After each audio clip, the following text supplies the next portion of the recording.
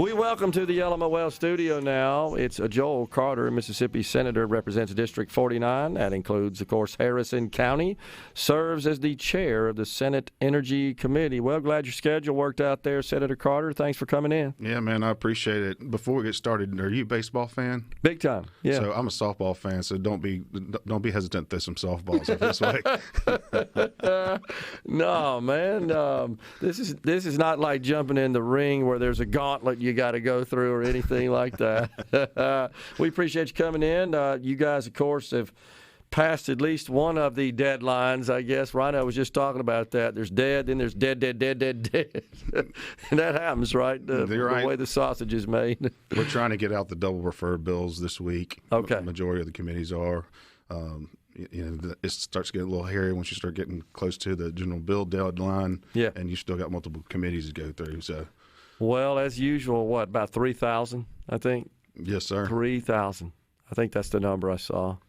Man, it hurts my head thinking about 3,000 bills, but that's like every year. It is. I feel sorry for the lieutenant governor and his staff. I mean, they're all night long trying to go through those things. I mean, I get anxiety for them watching them go with the stacks of paper on their desk. But.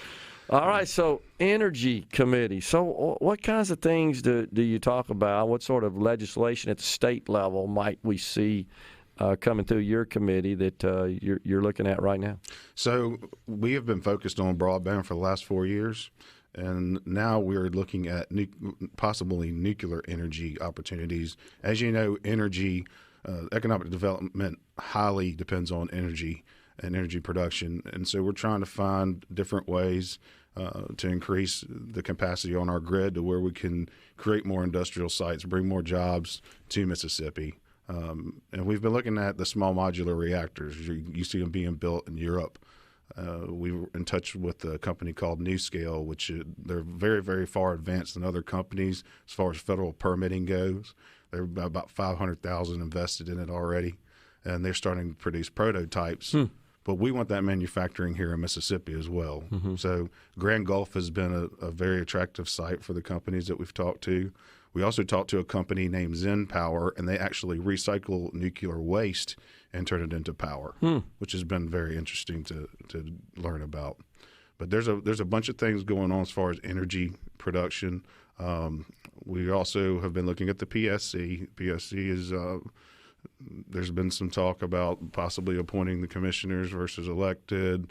I think ultimately what you're going to see is probably a study committee come out this year, looking at the PSC, looking at the staff, and just seeing how it's traditionally operated and whether some changes need to be made there or not. Yeah. Well, and that's something I think has been talked about before, is it not? It has.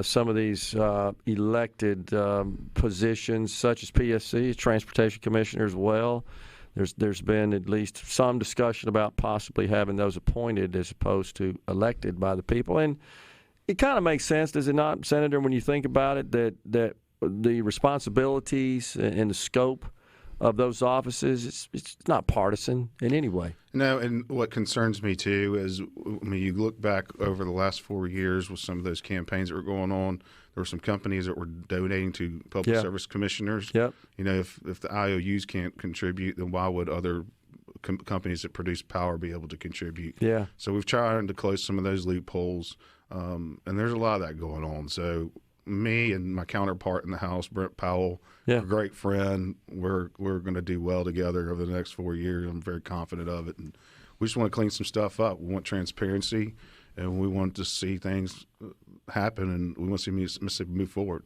How is this this green revolution and all the dictates and mandates coming out of Washington with respect to renewable energy? How's that affecting us here in the state of Mississippi, and how's that figuring into your policy making? So I've seen some legislation as far as solar goes and solar fields.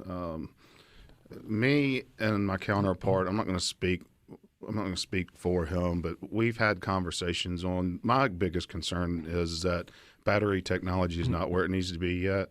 I don't want the future Superfund sites full of windmill blades and solar panels and batteries. And then if you look at the lithium mining process on its own, it's very, very toxic for the environment. And I think in these third world countries, you're going to see some serious groundwater issues on down the road. So I have some serious reservations when it all comes to that. I mean, all of us they want to only talk about the good things. They don't want to talk about the whole process. Yeah. So yeah. Makes sense. So, with respect to nuclear power, there just hasn't really been hardly any new construction, right, of nuclear power plants in this country. We've got one, Grand Gulf, that has been around 30 years or so. It was in the 80s. So they're basically trying to extend the life of those nuclear plants is what's going on right now. It's just so much red tape and regulation on a federal level. Plus, like these SMRs that I'm talking about, these modular reactors, you're talking about $900 million for one of these things. They can go in excess of $1 billion. So the great thing about them is you can put them right on an industrial site and provide power as long as you have transmission there, which makes Grand Gulf such an attractive site because the transmission's already there. Okay. And provide the power for that industrial site and not have to affect pulling money from ratepayers in the surrounding areas. I got you. All right. So, do you think we'll ever see any of these modular nuclear reactors? Might we see any of those in Mississippi? It's coming. Okay. It's coming. I don't know what the timeline's going to be. It could be 7 to 10 years. But Mississippi right now is working on something that would make it more attractive for them to produce here in Mississippi. And we're actively talking to these companies now. Well, it makes sense, does it not? It does. I mean, it's not rocket science. Yeah. I mean, it makes sense, and the technology's proven. And even $900 million is not quite at the level of in the old days of the really full-featured big plants, whatever the non-modular architecture. So, and this technology's been around. It's like I said, it's proven. It's safe. We need it. Makes sense to me. Absolutely, we need it. And like I said, the most attractive thing about it is they ship these things on barges, and you just pop them right on a site. Yeah. And fire that sucker up, and you're ready to roll. That's pretty cool. It's been nice to have some for this new Madison project that's coming. Yeah, I was thinking about that. So, and that's that reminds me, I guess, to see how much you're actually working with the power companies that service the state of Mississippi, because I mean all this affects them to a great extent, right? So Entergy, I have a great relationship with Entergy Mississippi, and look, I'm trying to provide all the resources that they need to make sure that plant is up and running as quickly as it can. So we're just communicating back and forth right now. They're in planning, and they've got things rolling. There's some legislation that came through that was troublesome for them that I've helped with. So, but we actively work together on that. Okay. Of course, they've been working behind the scenes without anybody's knowledge for about 5 years with Amazon, just through the requirements and making sure that they could satisfy those requirements.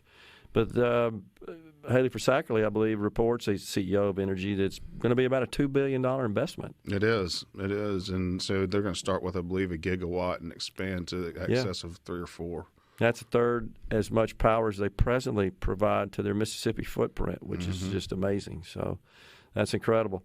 What else are you working on down there at the legislature outside of the matter of energy? I'm trying to kind of stay low key. You can't do that. This session, no. I mean, energy alone, it's a big committee, and there's just a lot going on. And like I said, we're trying to clean some things up. Over the last 4 years, there were some alarming things that were happening at different agencies, and when we spend the money that we spend in the Mississippi legislature, I want to see results. And so there's I'm not going to call anybody out on the radio, but there are certain agencies that we've invested money in, and I'm not seeing results. So we're, me and my counterpart, like I said, we're going to go after and hold some people accountable, have some hearings, and we need to make Mississippi the best it can possibly be, and that goes from energy production all the way to rural broadband. Sure.